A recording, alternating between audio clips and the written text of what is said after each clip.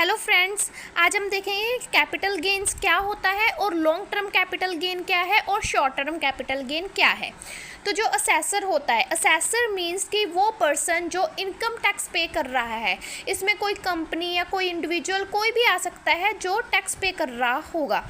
तो जो असेसर है, अगर उसके पास कैपिटल एसेट्स है और उसने उन कैपिटल एसेट्स को सोल्ड करना है, मींस कि कैपिटल एसेट को ट्रांसफ़र करना है और उसको सोल्ड करने पर अगर तो उसे प्रॉफिट होगा तो उसे कहेंगे कैपिटल गेन, और अगर लॉस होगा तो उसे कहेंगे capital loss.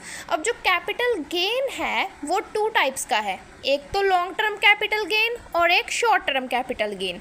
Long term capital gain में क्या है कि मोर देन 3 ईयर्स, अगर जो असेसर है उसके पास जो कैपिटल एसेट है वो उसने 3 ईयर्स के बाद में सोल्ड किए तो उसके ऊपर जो उसको प्रॉफिट हुआ तो उसे कहेंगे long term capital gain. Example से समझते हैं, जो असेसर है उसके पास लैंड एंड प्रॉपर्टी है जो उसने 2018 में परचेज़ की थी 20 लाख रुपीज़ की, और वही प्रॉपर्टी उसने 2025 में सोल्ड कर दी 24 लाख रुपीज़ की।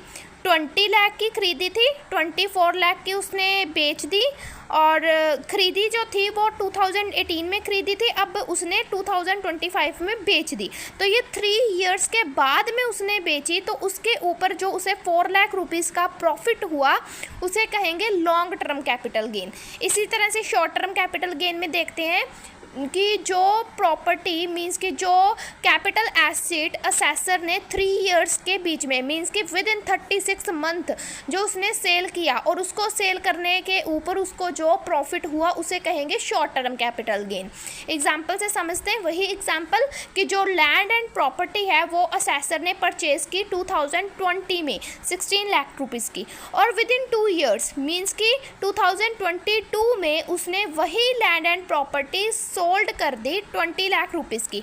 अब 4 लाख रुपीज़ का उसको प्रॉफिट हुआ है तो इस प्रॉफिट को कहेंगे short term capital gain. Thank you.